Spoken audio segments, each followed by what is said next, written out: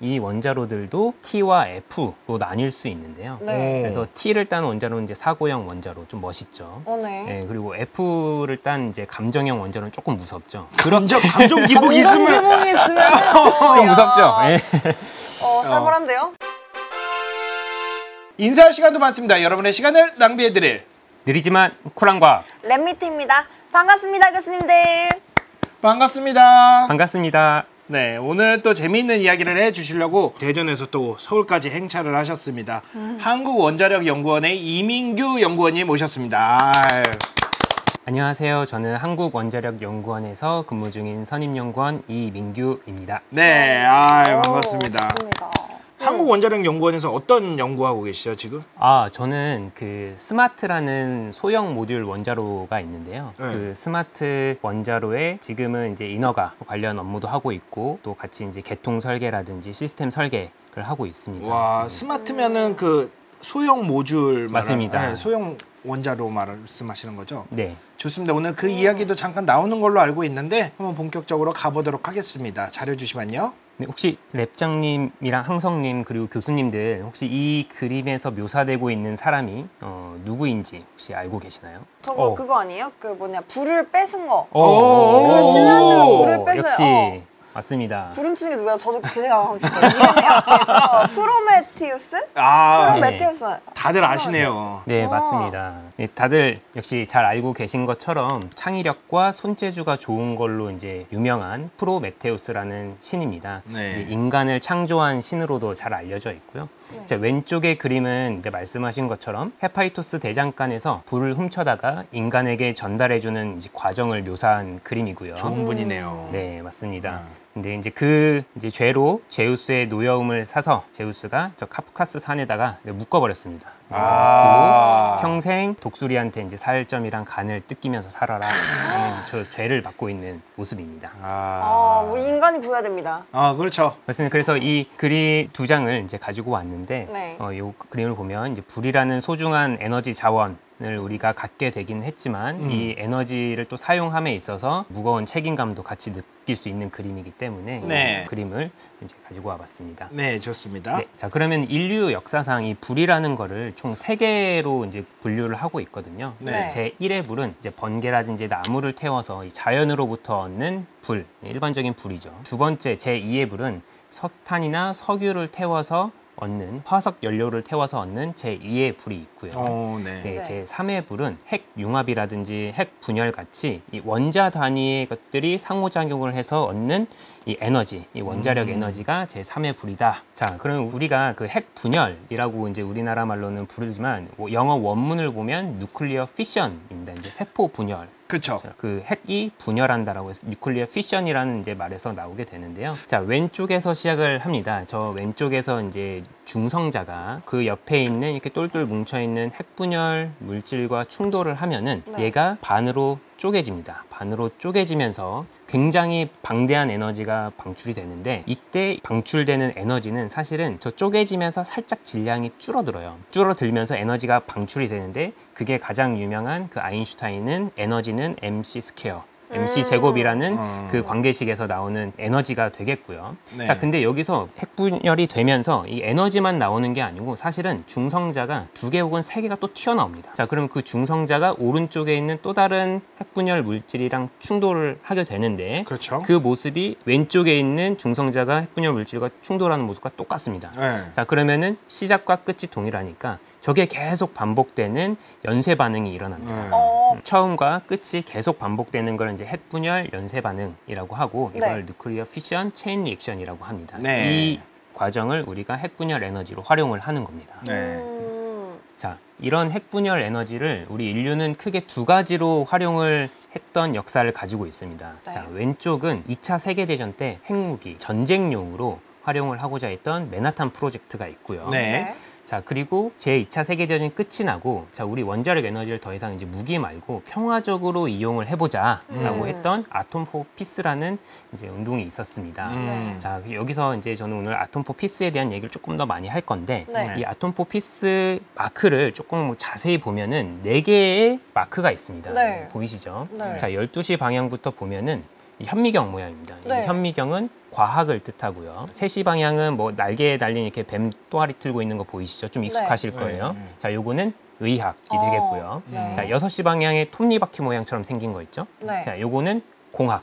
이게 됐고, 음. 자, 9시 방향에 뭐 이렇게 볏짚 묶어놓은 것처럼 보이는 저거는 이제 농업이 되겠습니다. 그래서 실제 이 아톰포피스는 단순히 원자력 에너지만 쓰는 게 아니고 원자력 에너지에 활용할 수 있는 다양한 분야에 우리가 평화적으로 이용을 해보자라고 했던 인류의 역사의 한 페이지입니다. 이 그림은 너무 유명한 이제 사진인데요. 1953년 12월 8일 뉴욕에서 유엔 총회가 있었습니다. 네. 그때 이제 미국의 대통령인 아이젠하워 대통령이 연설을 하는 모습이고요.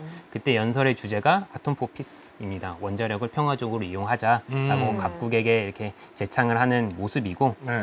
이걸 계기로 이제 몇 년 뒤에 국제 원자력 기구라는 IAEA가 창설이 됩니다. 자, 그러면 이런 원자력을 평화적으로 이용하는 가장 좀 시초를 좀 찾아보면은 저 왼쪽에 보이시는 인물이 이제 레오 실라르드라는 분인데, 네. 자, 이분은 우리 오펜하이머 영화에도 자주 등장을 하시는 엄청 많이 나오죠. 분입니다. 자, 이분이 저 가운데 보이는 그림처럼 수류탄 같은 모양을 가지고 이 원자로라는 개념의 특허를 1934년에 만들어냅니다. 출원을 하십니다.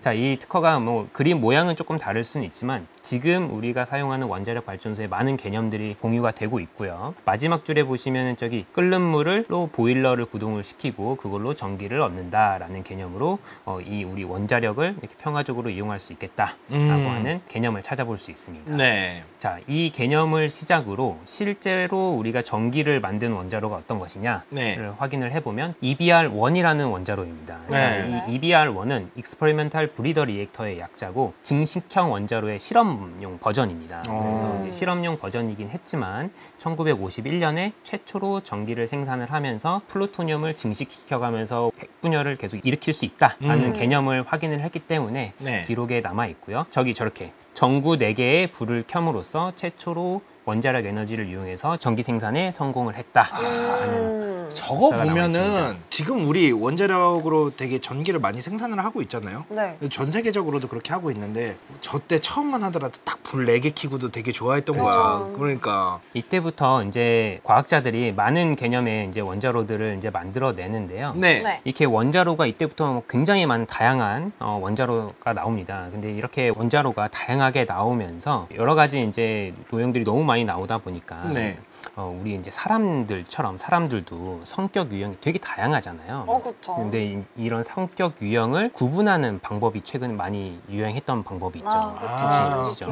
뭔지 아십니까? MBTI? 그렇지, MBTI. 네, 맞습니다. 아. 자, 이렇게 우리는 사람의 성격 유형을 4가지 카테고리로 해서 총 16가지로 구분을 합니다. 네. 근데 이렇게 16가지 구분을 할 수 있는 것처럼 이 다양한 원자로가 개발이 되긴 했지만 이 원자로들도 크게 2가지로 나눌 수 있습니다. 오. 저기 세 번째 카테고리에 보이시는 T와 F로 나뉠 수 있는데요. 네. 그래서 T를 딴 원자로는 이제 사고형 원자로 좀 멋있죠. 네. 네, 그리고 F를 딴 이제 감정형 원자로는 조금 무섭죠. 감정 기복이 있으면 기복이 있으면 좀 무섭죠. 예. 살벌한데요? 사고형 원자로, 뭐 감정형 원자로는 사실 농담이었고요. 이 원자로는 중성자 속도에 따라서 T와 F로 나눌 수 있습니다. 자, F는 이제 fast, 빠르다. 중성자가 빠른 중성자, fast 뉴트론을 써서 움직이는 원자로를 우리가 fast 리액터라고 하고요. 네. 자, 이 빠른 놈을 조금 감속시켜서 이 서멀라이즈, 열화시킨다고 하는데 이 열화된 중성자, 서멀 뉴트론을 이용해서 구동하는 원자로를 서멀 리액터라고 합니다. 페스트를 이용하는 원자로도 있나요? 지금 이제 개념적인 연구는 수행이 됐고요. 뭐 예를 들어서 SFR, 소디움 페스트 리액터 이런 것들은 이제 활발하게 연구가 되고 있고, 사실 페스트 리액터의 개념들은 1960년대에도 이미 어느 정도 완성이 되어 있었습니다. 이제 근데 그 당시 그래요? 기술력은 구현이 어렵기 때문에 네. 뭐 지금으로부터 한 10년이나 20년 뒤에는 운영이 될 수 있지 않을까 기대를 갖고 있는. 저도 같은 느낌이 들어서 왠지 위험해 보여서. 자, 그러면은 제 왼쪽 그림을 한번 보시면, 자, 처음에 제가 말씀드린 저 중성자, 네. 이 녀석들이 딱 핵분열이 된 직후에는 매우 빠른 패스트 뉴트론입니다. 초속 2만 km/s로 날아가고요. 네. 자, 근데 얘네들이 막 여기저기 부딪히면서 속도가 감속이 되는데 네. 그 감속이 된 아이들이 이제 서멀 뉴트론 열 중성자가 되는 겁니다.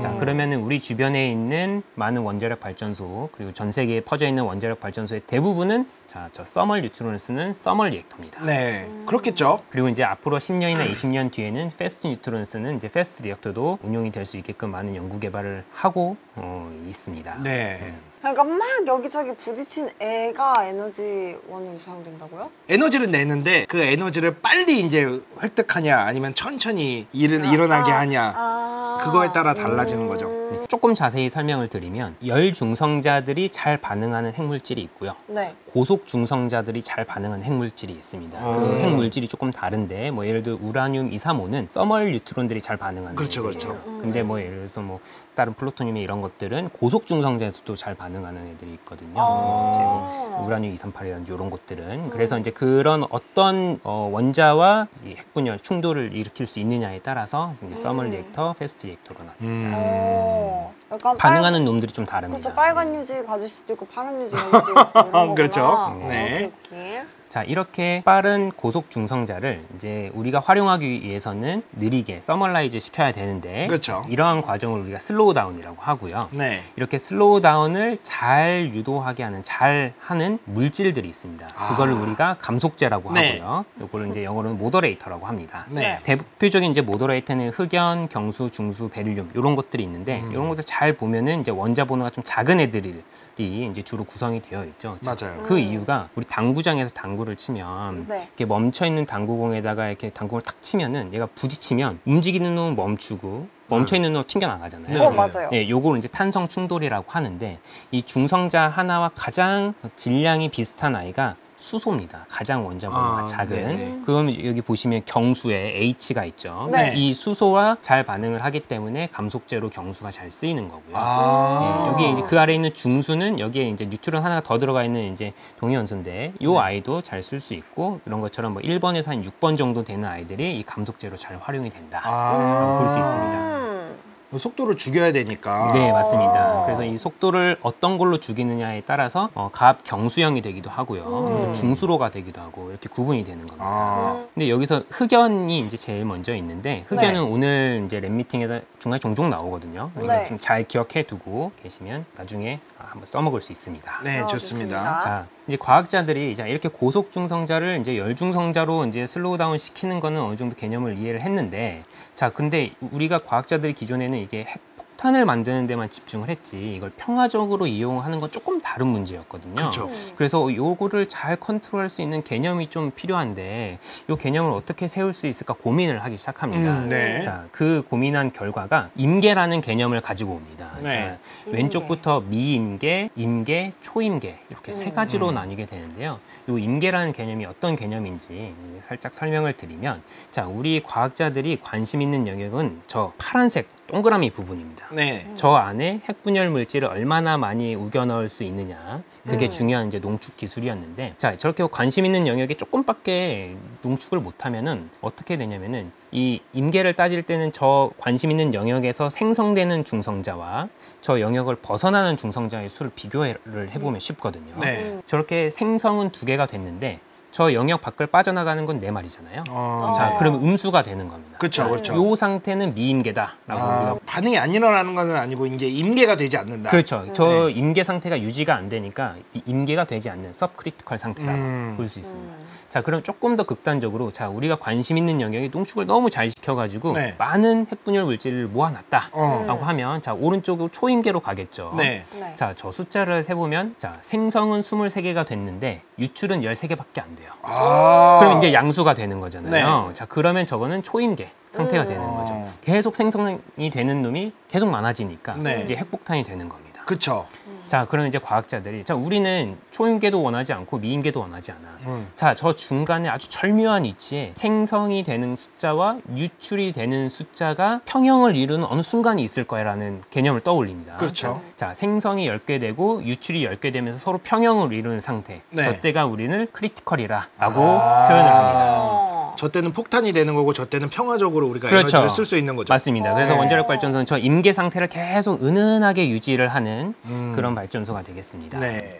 자, 근데 오펜하이머 영화 보셨나요? 네. 네. 오펜하이머 영화 보시면은 그 오펜하이머가 투명한 유리 뭐 할 네. 때마다 지나가는 뭐 장면마다 나와요. 나오잖아요, 어항 이렇게. 같은 어항 데다가, 같은 데다가. 유리 구슬을 하나씩 넣으면서 뭐 계속 얘기하고 네. 또 오늘은 또 하나, 네. 오늘은 또 하나 이렇게 해가지고 계속 점점 그 어항 같은 데 유리 구슬을 이렇게 채우죠. 네. 네. 그게 뭐냐면은 저 오른쪽에 있는 우리가 관심 있는 영역에 얼마나 핵분열 물질을 모았느냐라는 그 농축이 얼마나 지금 잘 되고 있느냐를 어느 정도 진행이 됐느냐를 이제 표현을 하는 건데 그 당시 이제 농축 기술이 성숙을 하지도 않았고 그쵸. 이제 그 기술이 너무 어렵다 보니까 시간이 너무 오래 걸렸습니다. 맞아요. 그래서 이제 빠른 시간 내에 저 초인계 상태로 만들고 싶은데 방법이 뭐가 없냐? 왜냐면 너무 길어지면 우리가 계산된 프로젝트 기간 내에 성공을 못 하니까 그래서 이제 아이디어를 막 생각을 하게 됩니다. 자, 우리가 원래는 이렇게 관심 영역에 생성은 2개 되는데 유출은 4개 되니까 네. 미임계 상태인 애들이었어요. 네. 네. 자, 그러면 우리는 더 여기서 농축을 해야 초인계가 되는데 어떻게 하면 우리가 그렇게 하지 않고 초인계를 만들 수 있을까 고민을 하게 됩니다. 네. 그러면은 이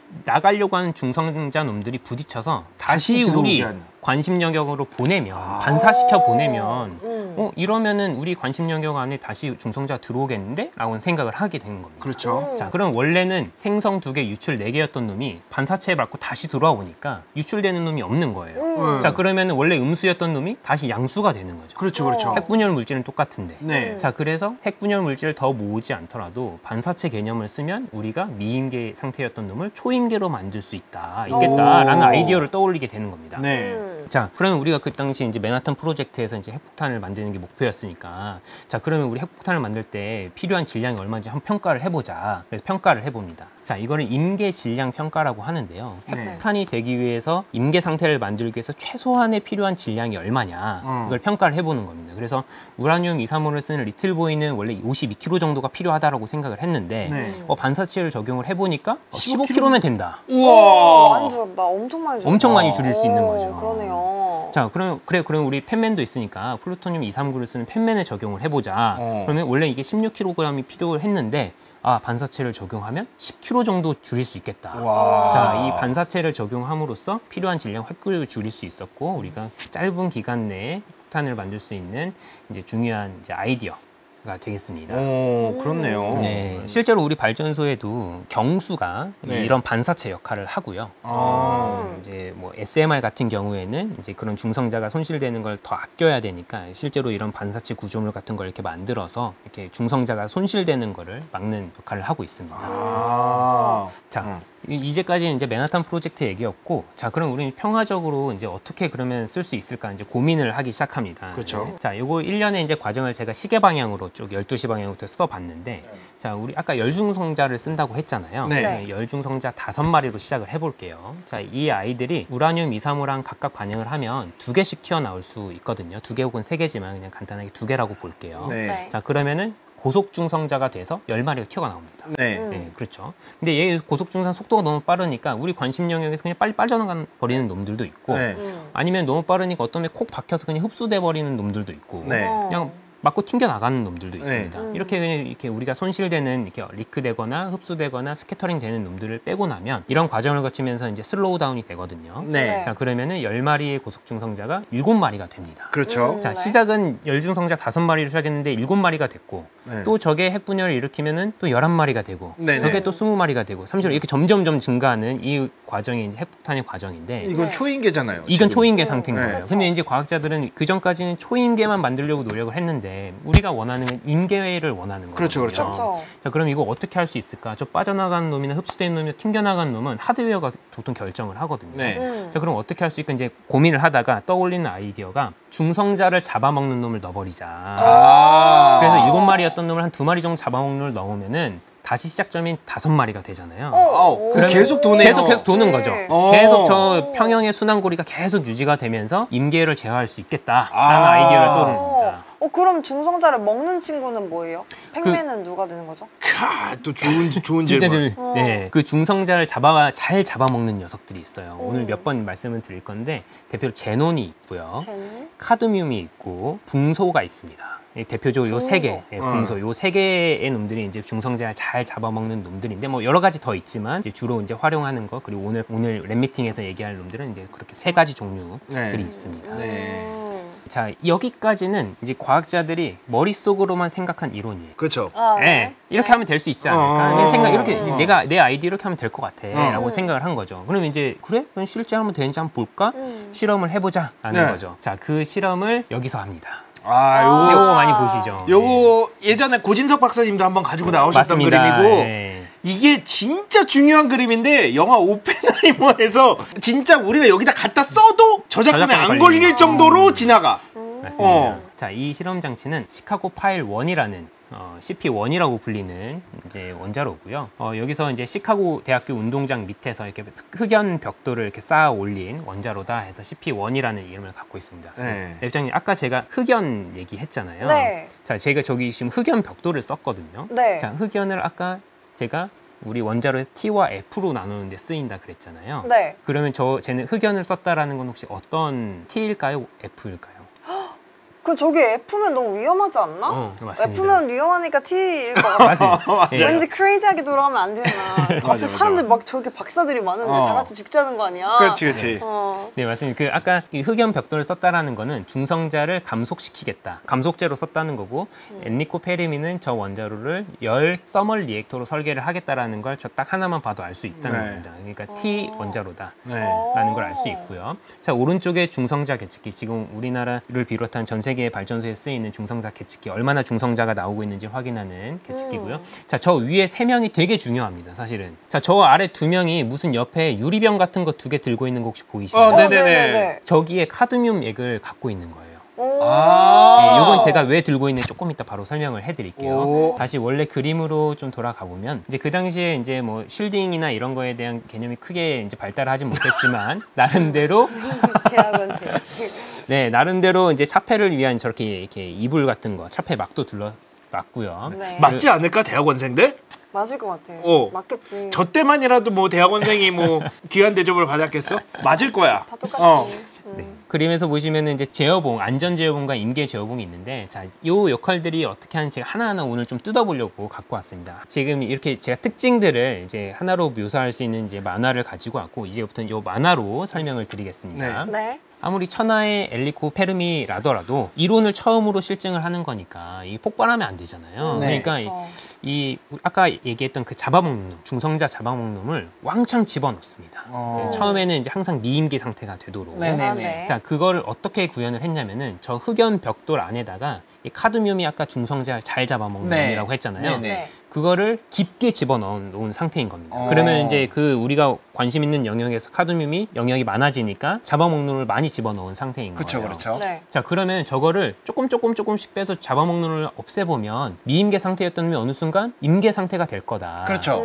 그래서 저 1번 저 역할을 하고 있는 녀석이 카드뮴 로드를 조금씩 빼고 있는 상황인 겁니다. 맞추려고 그 포인트를. 네, 그 포인트를 맞추려고 조금씩 빼고 있는 상황입니다. 그래서 누군가 됐다. 이제 중성자가 더 이상 늘어나지도 않고 감소하지도 않는 어느 포인트가 있다라고 하면 저 친구 딱 거기서 멈춰야 되는 겁니다. 완전 수동이었구나. 완전 수동이었어요. 완전 진짜. 수동. 예. 그 다음에 근데 이제 사람들이 걱정을 하는 게 근데 만약에 우리가 예측한 거와 다르게 조금 뺐는데 막 얘가 막 초임계 상태가 될 수도 있잖아요. 그렇죠. 그렇죠. 그러면은 이걸 다시 이제 미임계 상태로 만들려면 어떻게 해야 돼? 그럼 저 카드뮴 로드를 다시 집어넣으면 되겠다라고 생각을 했는데 근데 만약에 우리 흑연 벽돌로 만들었는데 저기 걸려가지고 안 들어갈 수 있잖아요. 그쵸. 아니 저 사람 갑자기 막 너무 좋아가지고 기절할 수도 있고. 자, 그러면 안 되니까 그러면 어떻게 할 거야? 그러면은 저 카드뮴 로드를 위에다가 이렇게 로프 끈으로 매달아 놓고 이따가 만약에 저거 안 들어가면은 내가 도끼로 저 로프 끊어가지고 떨어뜨릴게. 그러면은 확 집어넣는구나. 확 집어넣는 거죠. 그러면 되게 중요한 사람이.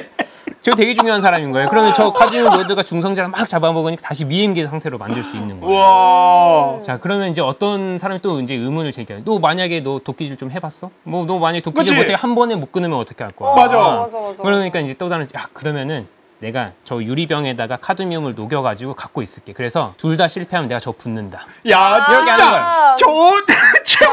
안전 장치도. 그러니까 이게 이론은 있는데 실제로는 얼마나 되는지 모르는 거예요. 그러니까 그렇죠. 정말 최후의 안전장치까지 와 겹겹으로 만들어 놓은 거예요. 야 진짜 야 진짜 대단하다. 그래서 아까 사실 아까 그림에서 제가 제일 좋아하는 건 그 위에는 3명입니다.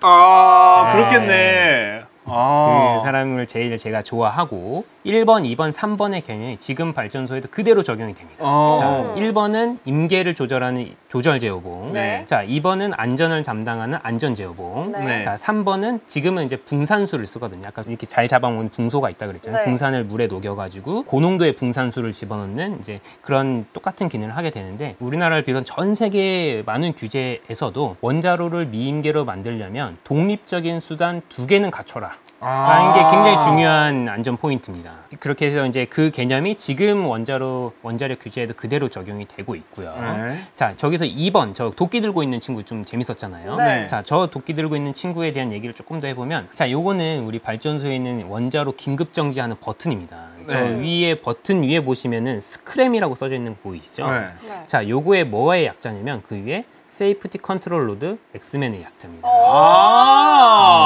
그래서 이제 원자력 하시는 분들은 이제 스크램 했다 그러면 이제 원자로가 긴급 정지했다라고 이제 알고 있는데 네. 요거의 어원이 저기서 세이프티 컨트롤 로드 엑스맨에서 엑스맨이 너무 진짜 귀엽다. 재밌는 얘기죠. 너무 와. 뭔가 히스토리를 그냥 그대로 반영된 거였잖아. 그러니까 저게 역사가 있었군요. 네. 재밌네. 재밌죠. 네. 자, 근데 이제 지금까지 우리가 CP1에 대한 얘기를 했잖아요. 저 이제 1으로 끝났다라는 건 페르미는 다 계획이 있다라는 거겠죠. 그쵸. 뭐 2번, 3번, 4번, 5번 이렇게 나올 시리즈를 계획을 했다라는 건데. 네. 그래서 그 CP1을 그대로 이제 다른 곳으로 이제 가져와서 아르곤 내셔널랩에 가져와서 만든 게 CP2가 됐고요. 네. 그 이후에 이제 다른 목적으로 다른 형태의 원자로들을 만들어내고 CP3, 4, 5까지 만듭니다. 자, 저기 CP4 아까 EBR1이거든요. 최초로 전기 만든 녀석. 네, 저기 이제 CP4가 EBR1 불리는 겁니다.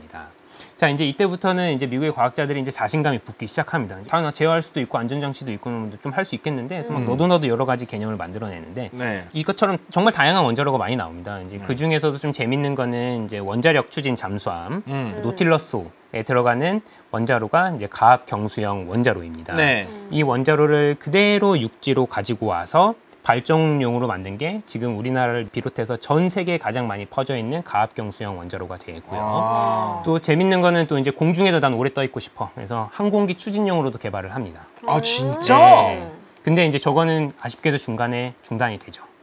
너무 위험한데? 네, 그래서 바닷속으로도 난 오래 운항을 하고 하늘 위도 오래 떠 있고 싶어. 이제 해서 이제 저런 개념들의 연구가 많이 이루어지고요. 네. 이렇게 1951년부터 1970년까지 운영되고 해체된 연구용 혹은 다양한 형태의 원자로 57개가 됩니다. 그래서 너무 이게 다양하기도 하고 종류가 방대하다 보니까 이런 걸 말해서 우리는 이렇게 리액터 주다, 원자로 동물원이 됐다, 뭐 이렇게 표현을 하기도 합니다. 네. 아까 설명드린 것처럼 이 가압 경수형 원자로가 전 세계에 제일 많이 퍼졌거든요. 네. 근데 이제 많은 분들이 이제 이 원자로다라고 하면은 저렇게 호리병 모양으로 생긴 이렇게 연기 폴폴 나와 있는 오른쪽 그림, 네. 자, 저기 안에 원자로가 있다라고 많이들 생각을 하세요. 그렇죠. 저 원자력 발전소 하면 사실 저게 약간 상징이잖아요. 맞아요. 저렇게 해서 막 저기 막 균열하게 해서 막 위험하다 이렇게 많이들 표현을 하시는데 사실 저거는 원자력 발전소의 가장 마지막 루프에 있는 최종 열 제거 장치고요. 냉각탑이라고 하는. 네. 우리나라는 바다가 있기 때문에 바닷물을 저걸로 쓰기 때문에 사실 저런 설비가 있지는 않습니다. 저거는 이제 유럽처럼 이제 내륙에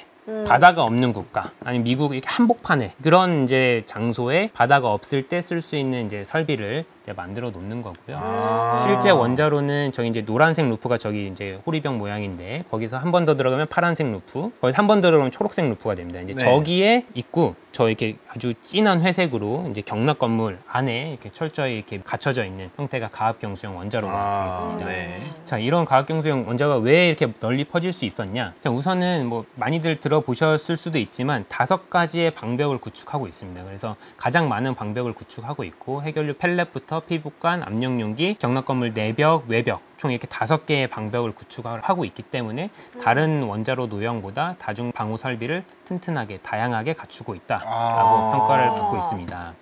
자, 거기에 더불어서 원자로 안전장치도 다 풍부하게 갖추어 놓고 있습니다. 자, 아까 얘기했던 저 엑스맨 도끼 긴급 정지하는 시스템 당연히 갖추고 있고요. 네. 아까 카드뮴 요괴 들고 있었던 물병 들고 있었던 붕산수. 사람들 붕산수 그 장치 당연히 미임계를 만들기 위해서 갖고 있고 자, 이렇게 해서 미임계 상태로 만들었다고 하더라도 이 해결련에서 이게 방사와 붕괴가 되는 게 잔열이 폴폴폴폴 나오거든요. 네. 자, 그런 잔열을 제거해주는 장치, 그리고 노심이 항상 물 속에 잠겨 있을 수 있도록 냉각수를 주입해주는 장치까지 다양하게 이제 안전장치를 구축을 하고 있기 때문에 그리고 그리고 그런 것들이 용이하기 때문에 가장 많이 보급이 됐다 네. 볼 수 있습니다. 근데 아쉽게도 이렇게 다양한 다중 설비랑 이제 방벽을 구비하고 안전 장치도 구비를 해 놓긴 했지만 네. 뭐 알고 계신 것처럼 안타깝게도 몇 번의 사고가 있었어요. 네. 근데 그러면 왜 도대체 이렇게 있음에도 불구하고 사고가 났는지 좀 지금부터 이야기를 좀 풀어보려고 하는데요. 재밌겠네요. 네. 인사할 시간도 많습니다. 여러분의 시간을 낭비해드릴 느리지만 쿨한 과학.